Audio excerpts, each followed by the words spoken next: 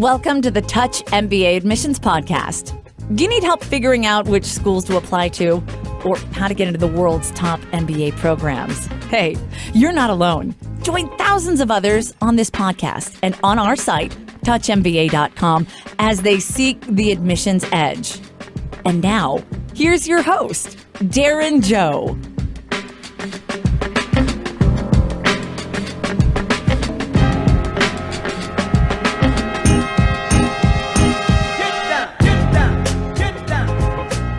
Hey, what's up, Touch MBA family? This is your host, Darren. Welcome to the show. This week, I brought on a former stand-up comic and TV producer who is about to start his MBA journey at USC Marshall. Rob O'Reilly came to us last year for some school selection help, and yeah, we stayed in touch. When I sent out an email recently, asking people where they got in, he wrote back and he said he got into USC Marshall and he was pretty thrilled about it, and he volunteered to come on the show. And I think you'll really enjoy this chat. And Rob is just super frank and makes fun of me a good amount too, which is probably necessary. So I hope you enjoy this episode about his journey, and remember that you can get free school selection help at touchmba.com. We can also give you some pointers there about how you can improve your profile. At one point during our conversation, we actually discussed that. We discussed the score that we gave Rob and how it might have been a little harsh. But listen on to hear that, and hope you enjoy the episode.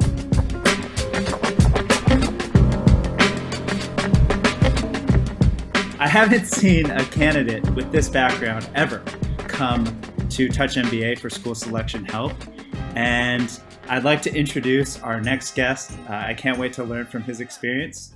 Rob, welcome to the Touch MBA podcast. Darren, this is surreal. I've heard all your podcasts, so to hear you use your podcast voice to introduce me, what a treat. What a treat indeed. So, Rob, if you could people, how people have like their special girlfriend voice versus the you have like a special podcast voice. You're like, guys, welcome to the podcast.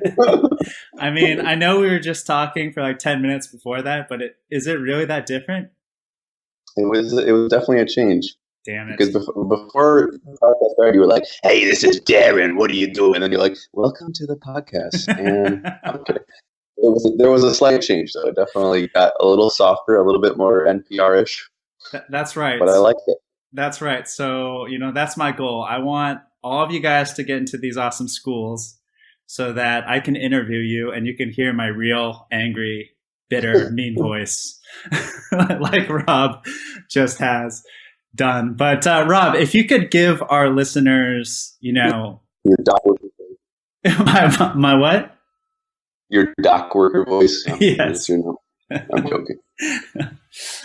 But Rob, if you could give our listeners an intro. Like, what's your background? Why did I think you were so special? Well, probably because I'm a stand-up comic. I did stand-up comedy for 16 years or so. Let's see, where to begin? I started doing stand-up in high school, and then I went to BU. And explain BU. Some of our international listeners might not know. It's Boston University, and in Boston, I was in the Boston Comedy Festival and made it to the finals. I got a college agent. I started touring colleges while I was still in college, so performing at colleges, to clarify. And then I was living in New York after I graduated doing that, and then I moved to LA a few years later and got a job working at a MTV show called Ridiculousness, where I was at for 5 years, and eventually decided I wanted to get my MBA here about a year ago, I guess. And I mean, what inspired that? Like you have this comic career and you're moving from New York to LA, doing different things. Like why an MBA? Yeah, I mean, in New York, I had a very different lifestyle, right? I was sleeping in late, staying up late, working at night, drinking heavily, doing lots of comedy shows. I was doing 3-4 shows a night, going around from different comedy club to club. And when I was in town and then when I was out of town, primarily comics make their money on the road, right? So I would like travel around to different colleges and comedy clubs throughout the country. So it wasn't a very like settled lifestyle, I would say. And then I moved to LA, and kind of all at the same time, I bought a condo. I got a 9-to-5 job at an MTV show, and I met my wife. So all of these kind of factors meant I was kind of slowing down and living a more stable, settled lifestyle. And eventually it got to a point where it was like, well, as long as I'm doing kind of the standard 9-to-5 thing, I might as well really go for it and go back to business school and try to do something more spectacular with my life than work at the same MTV show till I die. Well, when we got your resume at Touch MBA, I was like, oh my gosh, I've never seen an applicant with this background. And so, yeah, your last gig, you were producer for MTV's Ridiculousness show. You want to try it again? Yeah, I never say the word ridiculous on the show, so cut me some slack. That was ridiculous. But the best part was like the first bullet like that you had on your resume was manages a team of associate producers researching internet clips. Is that as fun as it sounds? Like you get paid to find amazing most people online. If they're looking at funny videos online, their boss comes by and yells at them. And it was if I wasn't looking at funny videos online, my boss would come by and yell at me, "What are you doing? What's that Excel spreadsheet on your computer?" Exactly. I would definitely say I've become numb to the internet video at this point. I think I've basically seen every video ever on the internet. Kind of got, my team, I kind of like did the math recently. We put 1.4 million internet clips into our database. Oh my gosh. So, I've probably seen at least half of that. Personally, but maybe most of it actually. I would say probably 80 to 90% of it. So anyways, it's gotten to the point where the only clips I find are funny are like the ones where people get seriously hurt, which does not sound good, but it's like any baby boop of a clip I'm just like not amused by anymore.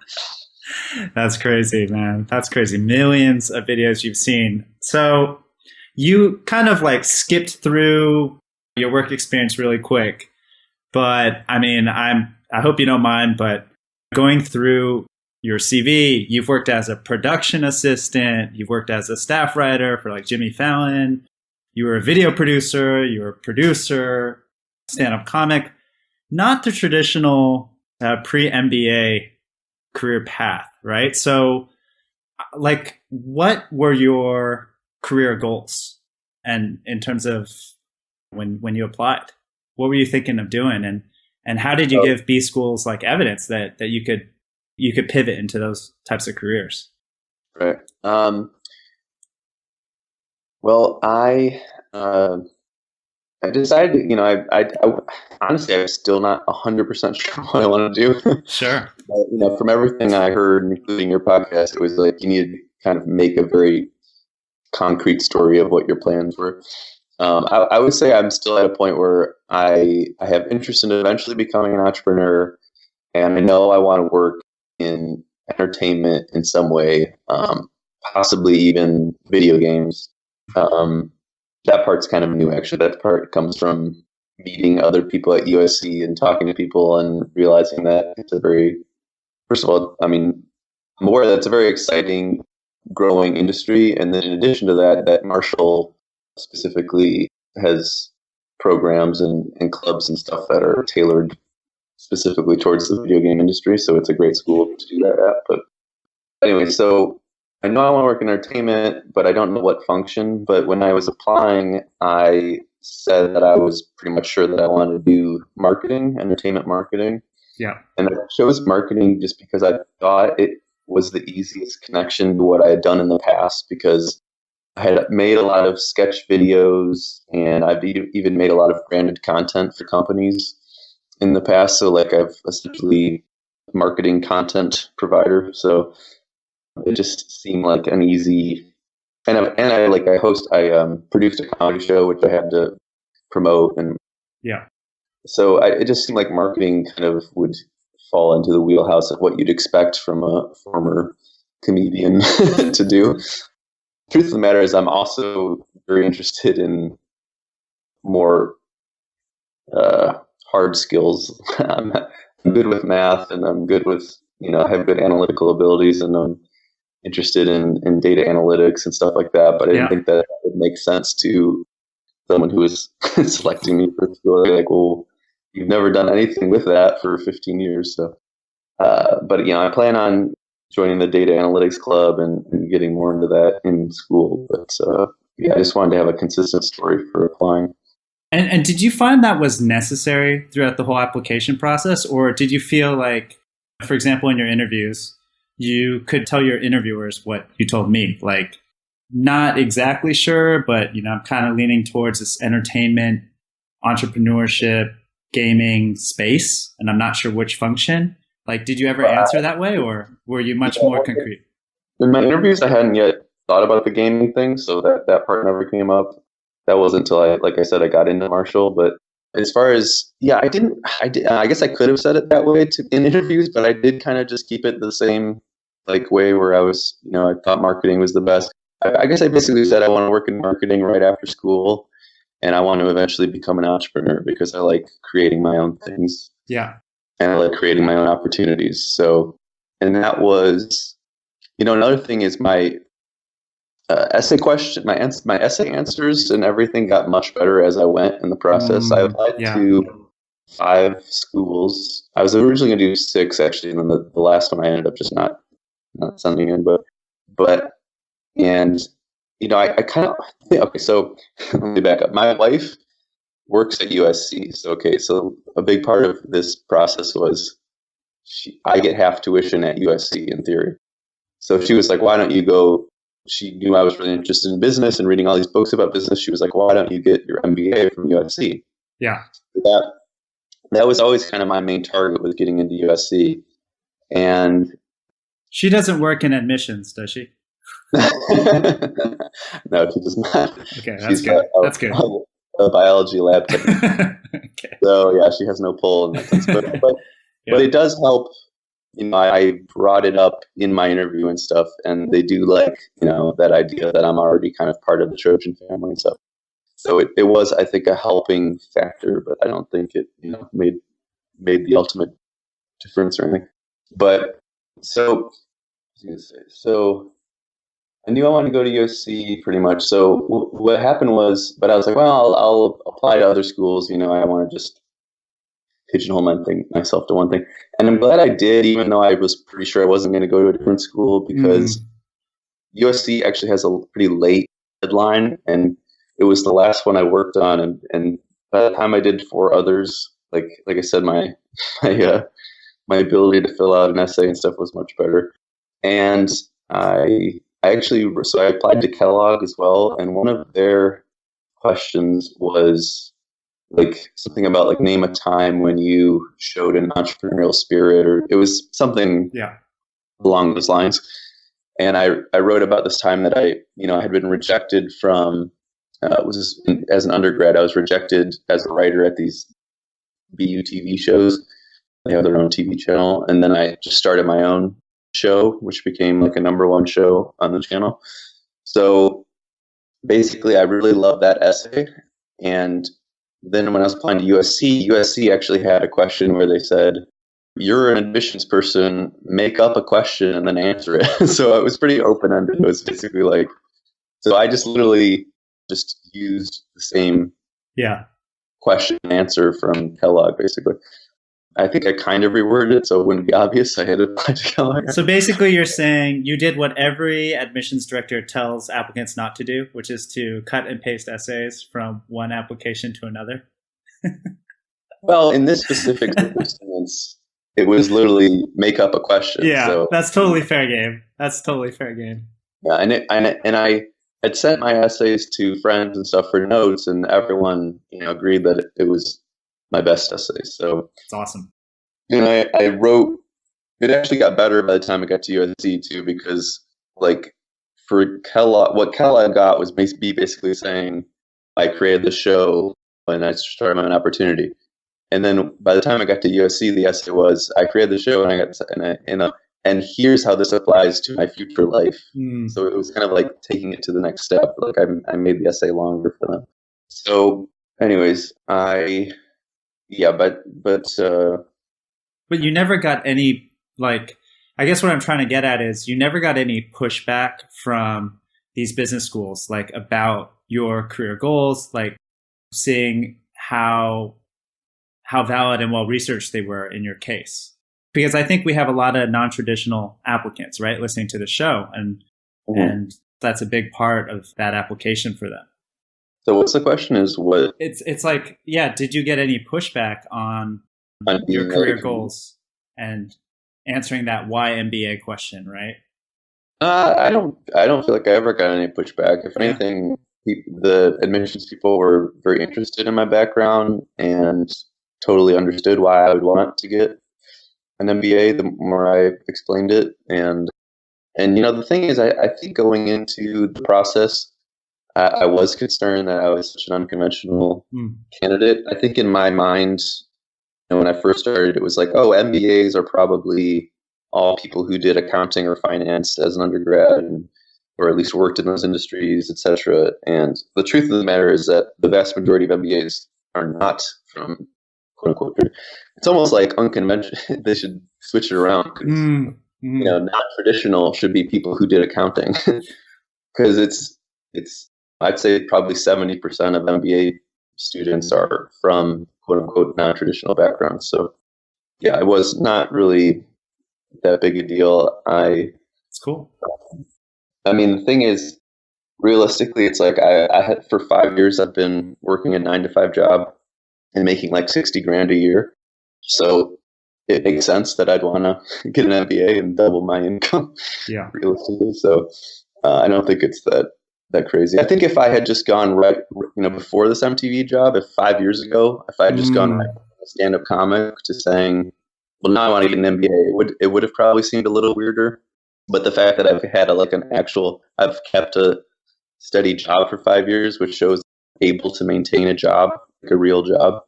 Because all my jobs before that were like being a PA and being a writer for these short amount of times, and it didn't really show any consistent ability to be liked by other people and maintain a job. You know what I mean? Totally. So, yeah.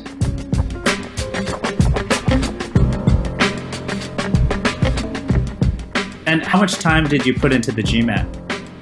I studied for 3 months. I never took a class or anything. I just used YouTube videos primarily to learn how to do. I mean, the main thing for me was math. I hadn't taken a math test in 16 years. Yes.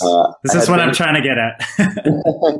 I had been a great math student as a kid, but my last math class was like AP calculus as a junior in high school, and now I'm 33 years old. So yeah, I had to really completely relearn how to do math. Really, I had not done any high level math in a long time. So, but it came back pretty quickly. And honestly, yeah, it's almost easier to learn math with the idea that you're specifically learning it to take a test, as opposed to actually learning it the way we learned it. Totally. Because one of the big things I figured out was how to use the test to my advantage. Like a big element is just, whenever possible, plugging in the answers and seeing which one works, as opposed to solving the problem. I think when I first started studying for the GMAT, I was always like, oh, I got to solve this problem. And sometimes it would take me 9 minutes to solve one problem. And I was like, okay, well, this isn't going to work because I'm running out of time, like with 30 minutes. So, I still have 30 minutes of tests to complete. So I taught with YouTube videos and stuff, and I taught myself how to basically take a math test as opposed to learn how to do math. And that makes total sense. Having taken the GMAT myself, I totally get where you're coming from. I mean, did you feel like you had to show more quant skills in addition to your GMAT? Or once you took it And, I think I can tell our listeners you scored above 700, which is a great score. Yeah. So funny thing with that, the first time I took it, I did not do well on the math part, and I did really well on the verbal part. Yeah. I was 99th percentile for the verbal part, but the math part was like, I think I was in like the 67th percentile or something. And then, so at that point, I was thinking, oh, I really need to, like what you're talking about. I was like, oh, I really need to show that I have quant skills. Yeah. And I went to an MBA fair in Los Angeles, and I went around and talked to all the admissions people. And I kind of was like, do I need to do more to show that I have quant skills? And honestly, all of the like top 10 schools said yes to that. Essentially, they basically were like, yeah, you could probably like take a Coursera class and show that you got high marks in it, or do this and that. The USC person actually said it wasn't a concern. And then I took the test again. And weirdly, it flipped where I scored in like the upper, 95th percentile or something for math, and then in like the 80th percentile or something for verbal. Like I didn't do nearly as well on the verbal. What happened? True story. I'm in a testing room taking the GMAT the second time, and the person next to me starts eating chips really loudly, even though you're not supposed to have any food or anything. And it became such a distraction for me. I'm like, is no one going to deal with this? Like, why is this happening? Like, and it was such a distraction that I ran out of time on the verbal section. So that person screwed me, but not bitter. But anyway, but when I had my second test, I knew that it showed that I had quant skills. So I didn't, at that point, I stopped caring about. I had been planning on taking like a Coursera class or, doing something to show that I had some math abilities. You know how they have like a supplemental essay where they say, that's right. If there's anything else you want to tell us. I think for pretty much every school, and I probably didn't need to do this, but I basically said, like, listen, I know I haven't taken a single math class in college, and I don't know how I worded it, but it was basically, I know that it might not seem like I have quant skills, but in high school, I got 5s on all my AP tests, and I had a near perfect score on the SAT math section and stuff. And basically, I am good at math, and that it comes back quickly to me. That's a good tip. If you did score so well on the SAT, why not say that? I mean, maybe we could talk about your school selection, and we've touched on it, given that your wife works at USC, but you wrote us, when you came to us, you said, pulling this up, that you're interested in becoming more of a creative businessman than a business-minded artist, and that you wanted to work in digital marketing, right? I like that line. Yeah, that's a good one. The former me writes things. So you said you wanted to be in digital marketing, right, at the time, and content creation. So what was your process coming up with your 5 targets? You ended up applying to USC, UCLA, Kellogg.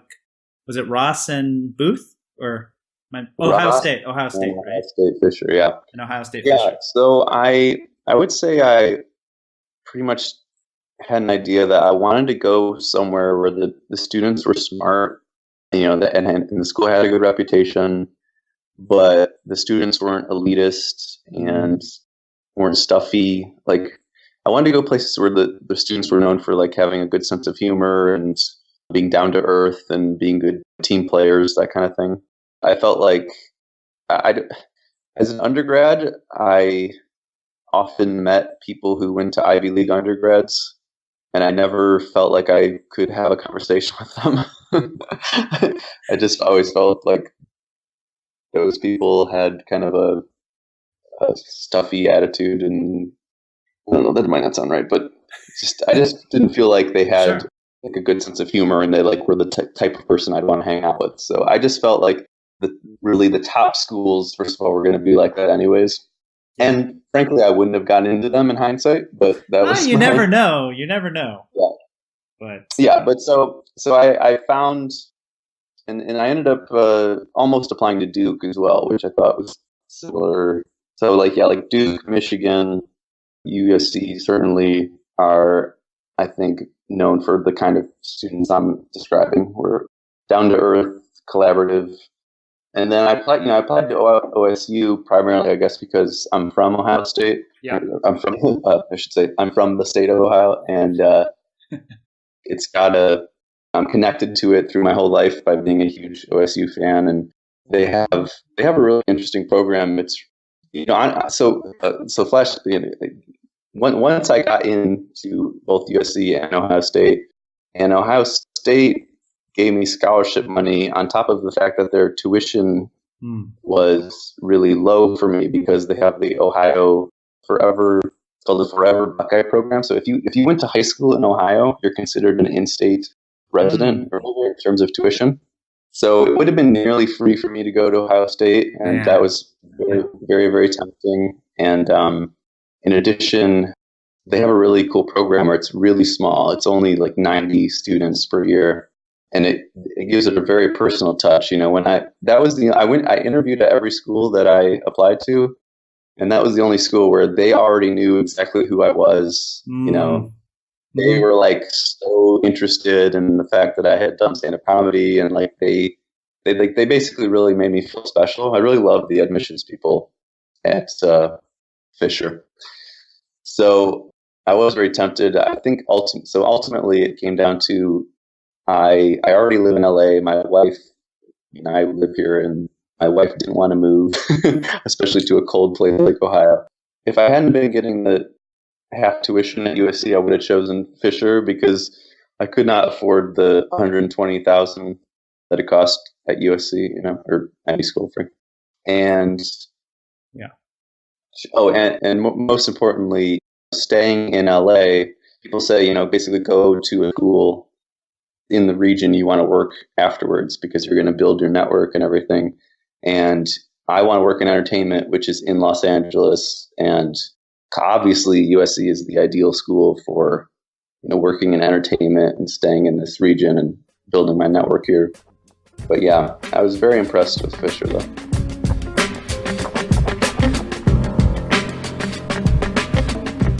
So aside from your essays and your applications getting probably better each time you completed one, is there anything you would have done differently to save time or effort shortlisting schools and figuring out which schools to apply for? Like, I mean, did you pick those schools? It seems like you picked those schools mostly because of student culture, but did you also look into kind of like at the time, right? You were into digital media and all that.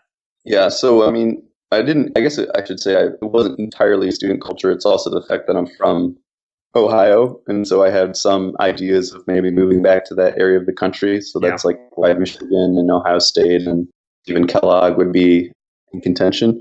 Got it. So it was kind of like I had two paths in mind for my life. If I was gonna move back to the Midwest, it was kind of like, okay, I'll just move to the Midwest and work in marketing and kind of give up on entertainment at that point. But I preferred the idea of staying in entertainment, and I guess that's why it was tough for me to narrow down my schools, because I did have kind of like two ideas of my life in mind, as opposed to just like one, like for sure, one sure path. If I was sure I wanted to work in entertainment, like 100%, I would have just applied to UCLA and USC probably. But I think for people who are thinking about where to apply, what's really important is just thinking about where do you want to live afterwards? Where do you want to build your network? What industry do you want to be in? If you're going to be more or less where you end up, that region of the country. So, and I don't know, I would say, it's a difficult process. I wouldn't apply to more than like 5 schools, honestly, because you're going to get burnt out at that point. So I would try to do as much work up front to narrow down where you want to apply and limit it, as opposed to having a bunch of ideas, and have like kind of figure out where you think you fall. I mean, I think it's pretty, I guess once you've taken the GMAT, it's much easier to kind of have an idea of where you place in terms of where you think you could get into, what would be a reach, what's kind of mid-level, and what's kind of a safety school for you. But yeah. But yeah, still come to touchmba.com and Well, yeah, we'll help you out as well. So let's get specific about this. So when I was in that process, I actually, I emailed Darren and Touch MBA for free, looked at my resume and background and everything, and sent me a response that was pretty accurate in hindsight. It felt brutal at the time, but it was kind of like, I think you guys said basically that USC was a reach for me, and and I was like, oh God, I thought that was my So what's crazy is like, I actually want to do a podcast on this because we score people like on a 15-point scale, and all we have is your resume and your career goals, right? So clearly there's like way more to you than one sheet of paper and what you think are your career goals, but that's really all we have to go by, right? We can't look at full applications of applicants. So what we say is like, you have plenty of chances to up your score in our rubric, but obviously I think when applicants get our score back and our feedback, they're just like, wait, what? They don't see that, right? They just see their score. And fortunately, I think I reacted appropriately, which was like, okay, well, I need to work harder to improve all of these things. And it was a good kick in the butt. I think I was maybe a little too confident before emailing you guys, and it made me work harder on improving my resume, just like improving the wording of it and doing a bunch of stuff to make myself look like a better candidate, basically. And hopefully it kicks people in the butt, but we don't ever want to like discourage people, and I want to, it's almost like a public announcement I want to make that you have plenty of opportunities to bolster your application. And when I saw your profile, I was like, we have expert advisors, but when I saw your profile, I was like, oh man, yeah, you have a great chance of getting interviews at your target schools. I don't know if you remember seeing that, but anyways, like we give it our best shot, and we try to help people as much as we can, but of course we don't see the whole thing, the whole picture. So just remember that, all of you who come to touchmba.com. If we can talk a little bit about just the rest of the application. I mean, when you came to us, you wrote that you were maybe worried that your essay wouldn't appropriately convey, what makes you special, right? And I'm just wondering, looking back at having applied to 5 schools now, writing all those essays, going through all those interviews, doing all those informational interviews, like, was there anything that really surprised you during the whole process that you think, more applicants should be aware of? Or do you think it's pretty much what the school says on their website and what the MBA sites tell you? It's pretty straightforward, and you just need to execute. One thing that I should mention too that I'm just thinking about now, thinking back on the process, is because I always kind of felt like USC was my top choice, I did everything regarding USC, right? I went to, I met them at a career fair, and then I emailed them about coming to a class, and I went to a class visit, and I did all these things related to USC that showed my interest. I think that just sounds obvious, I suppose, but it's really important to show how interested, because with Ross, and so I got waitlisted at Kellogg, and I got rejected from Ross and UCLA.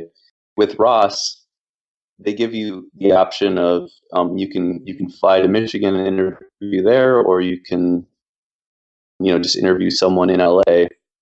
And they say it doesn't make a difference in whether you'll be admitted, but I'm pretty sure it does, because I didn't fly out to Michigan. I never visited the school, and I got rejected. And I just really feel like, because I just was like, I wasn't that interested, right? I was pretty sure I wanted to go to USC, so I never made the effort to fly out there.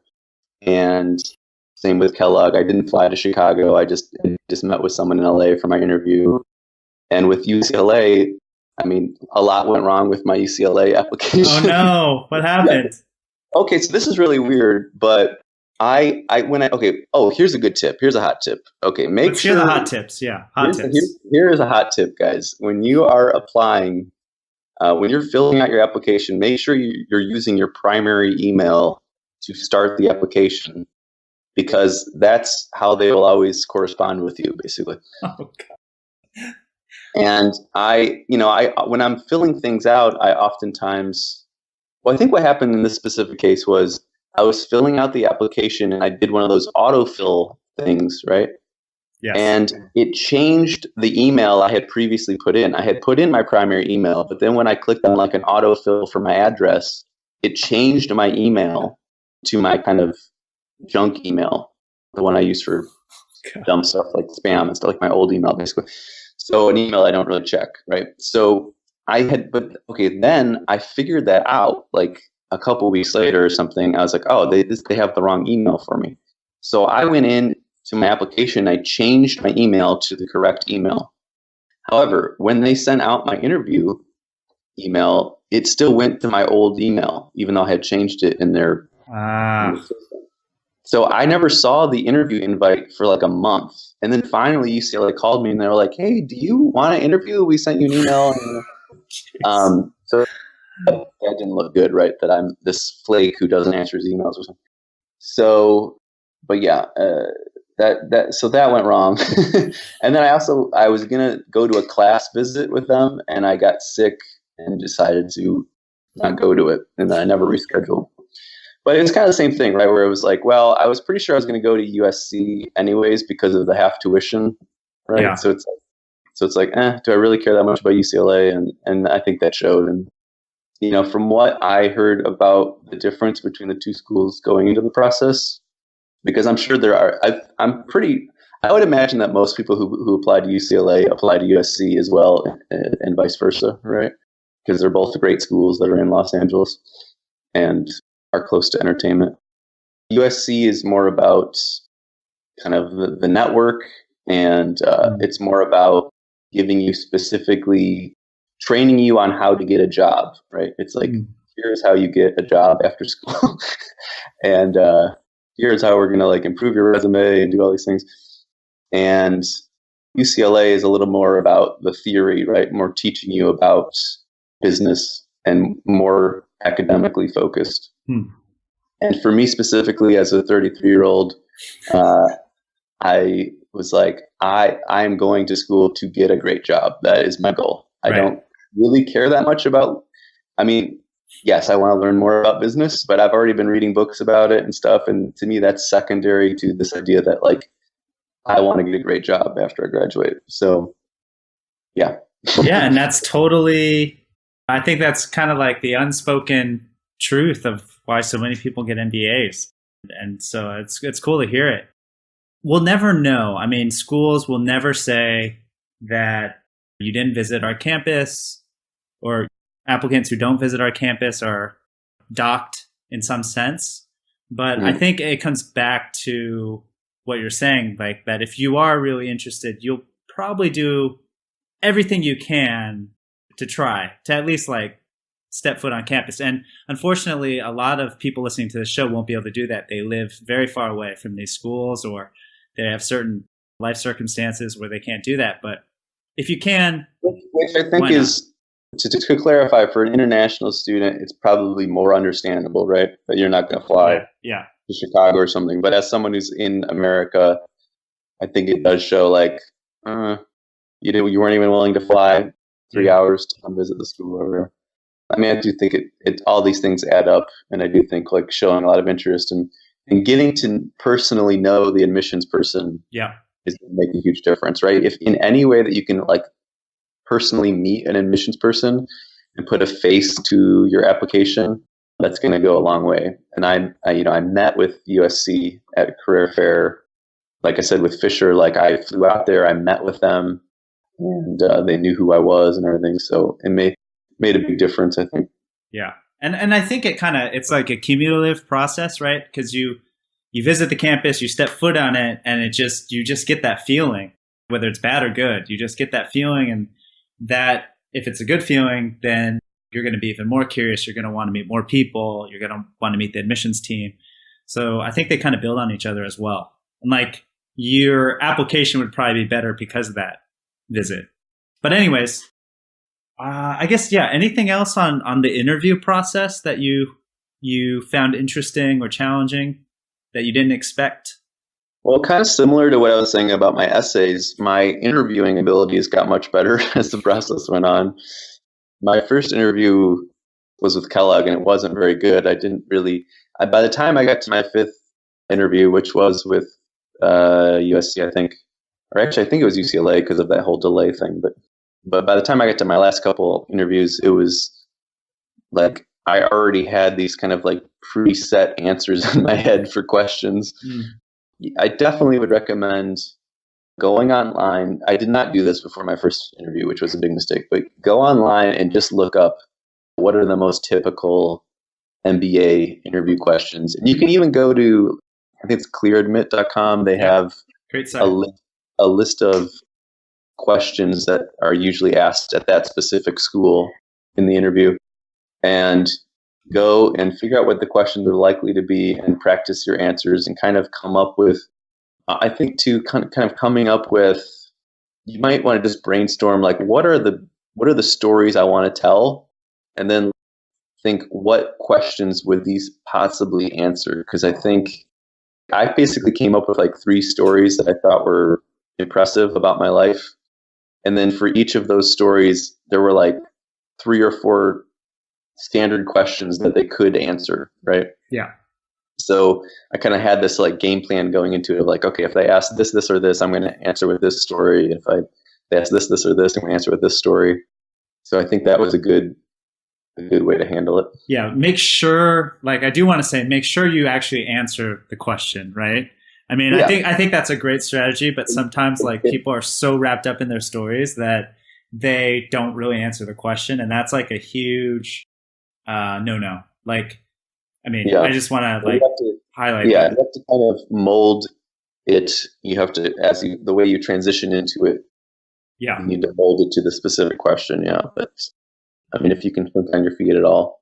And like, I mean, did you like when you're practicing your stand-up routines? Do you do those on your own, or in front of the mirror, or do you record yourself, or do you actually prefer getting feedback in front of an audience? Because I think the same thing can apply to these stories, right? Even if you know those stories, it's one thing to write bullet points, but it's another thing to actually say them. And, I'm wondering, you've had a lot of practice doing this, but yeah. Yeah, I mean, it's tough because there's a fine line, right? You don't want to sound rehearsed. Exactly. But you also don't want to not tell it enough times that you're saying, Right. So, okay, so specifically with stand-up, I had kind of a big breakthrough at some point when I realized that the way I should tell a bit on stage is basically the way I should tell it in a conversation with a person, right? It's like the way I would tell it at a party or something. Because when people go on stage and they sound like a robot doing stand-up because they're so rehearsed, like it never gets laughs. Yeah. You need to basically let your real personality come through. And the way to do that is to be conversational. So I think the same applies for these answering an interview question, which is practice it a little bit. So you have the bullets of it, you have the beats of it. I mean, you're not going to need to pause a lot, but ultimately don't practice it so much that you sound rehearsed, that you sound like a robot, because you won't come off as a genuine person and that your real personality won't come through. It's great advice. I love that.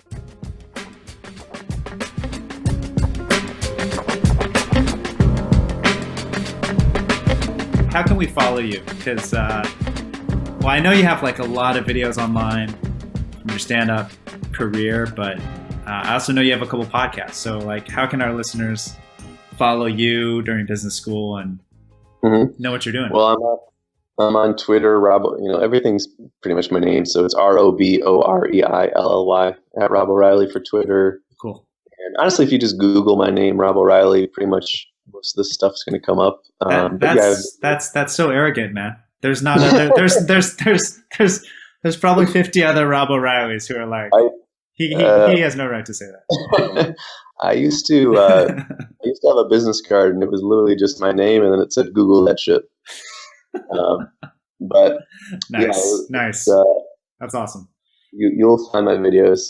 I have one video that has almost 5 million views at this point of me answering a heckler's phone call. It's like somebody, well, I call them a heckler. It's basically just somebody has their phone on in the front row and it goes off, and I take their phone and start talking to them. That's a fun video you should watch. So yeah, it's then I've got sketch videos and everything. Cool. If you're interested in that kind of thing. But then I have 2 podcasts I just started. One is I Heart Video Games, and the other is Cleveland Browns News. I can't imagine a ton of crossover between NBA students and people who specifically are obsessed with the Cleveland Browns. But yeah, I mean, if you like the Cleveland Browns, check that one out. It's awesome. Like, where do you think, having seen literally millions of videos and like produced one of the most popular shows on MTV, like, where do you see the future of entertainment going?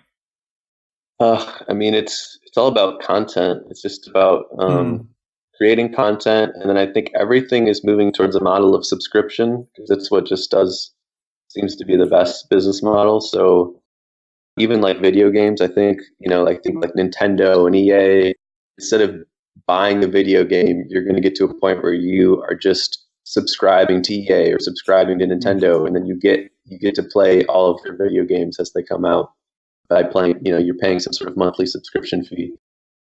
And yeah, I mean, everything obviously will just be streamed through the internet, and so the best content creators will get the most subscribers, and all these traditional models will basically go away. All the traditional TV channels and stuff, it'll all be internet channels. Really.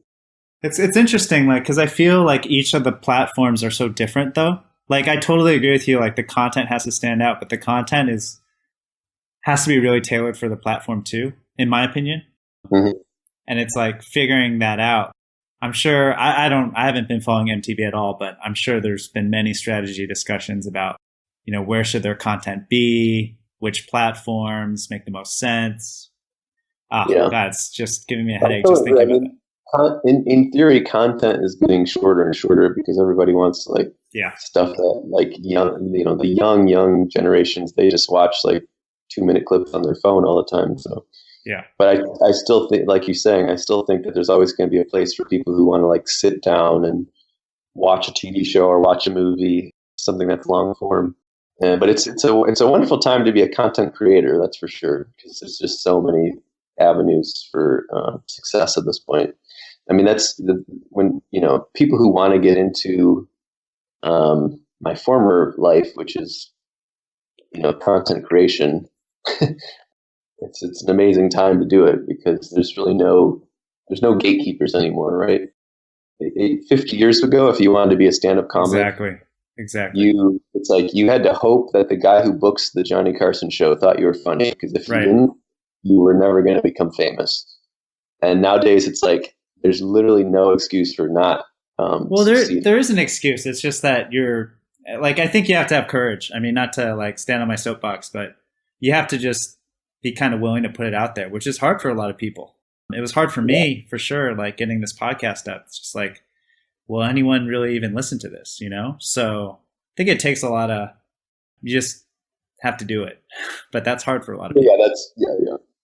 I mean, it's just a matter of doing it. But pretty much, I would say we live in a time where if you want, no matter what your career goal is, you just need to go for it. Like, you just need to start actively taking steps every day to make it happen, and you will be able to make it happen. Like, there's no longer these like barriers that keep people from what they want, Absolutely. You don't plan to ever go back to the stand-up world or comedy world?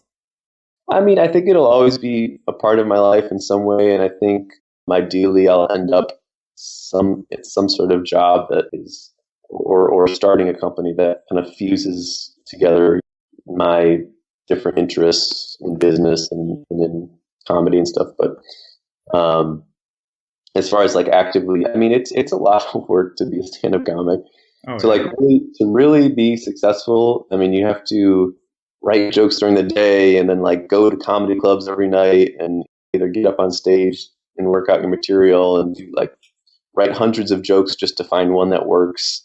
And even if you're not performing that night, you need to like go network with other comics and hang out. It's just like, it's really a grind that to get that into it. I'm no longer as passionate as I would need to be to keep pursuing it, but in terms of like doing it here and there. Like for instance, I'm hoping to maybe at USC create some sort of a Follies night. Like a lot of schools, there you go. A lot of schools have Follies, which is like a for charity comedy show where the students put on a comedy show that makes fun of the school and all these things, and has little skits and sketches and stuff. And USC doesn't seem to have one, so I'm hoping to create one and then host it and tell jokes in between the acts and that kind of thing. Very so, like, I'm kind of utilizing my background to host a show or something. But yeah, I don't plan on doing stand up full time, really. Well, if you ever have a day off, which you won't, during your MBA, and you want to tell some MBA jokes and make fun of the whole MBA establishment and your classmates, you have this platform. So we'll publish your MBA comedy special here at Touch MBA if you ever decide to do it. But no, Rob, this has been great. Thank you so much for like being so open about your process and what you did.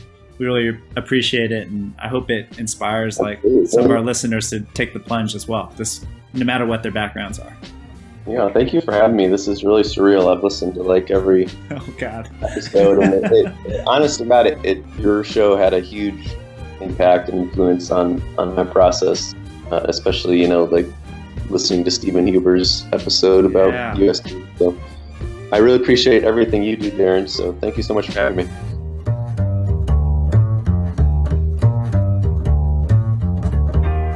Thanks for listening to the Touch MBA podcast.